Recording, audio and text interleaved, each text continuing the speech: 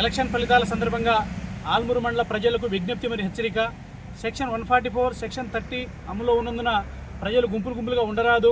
అభ్యర్థులు మరియు ఏజెంట్లు తప్ప ఇతరులు ఎవరు కూడా ఎలక్షన్ కౌంటింగ్ ప్రదేశానికి వెళ్ళడం చేయరాదు.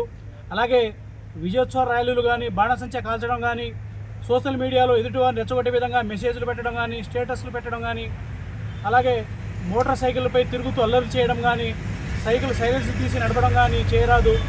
గెలుపు ఓటములను ఉందాక తీసుకోవాలి తప్ప గెలిచినా ఓడినా ఒకరిపై ఒకళ్ళు హేళన చేసుకోవడం కానీ, రెచ్చగొట్టుకోవడం కానీ చేయకూడదు.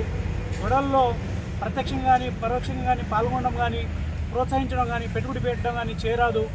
అలాగే గ్రామంలో ఉన్న పార్టీ పెద్దలు మరియు గ్రామ పెద్దలు ఎటువంటి శాంతి భద్రతలు విఘాతం కలిగించే చర్యలు పాల్పడకుండా అక్కడ తగిన జాగ్రత్తలు, తగిన సూచనలు మీ విలేజ్లో ఉన్న వాళ్ళందరికీ కూడా చెప్పి బాధ్యత వహించాలి.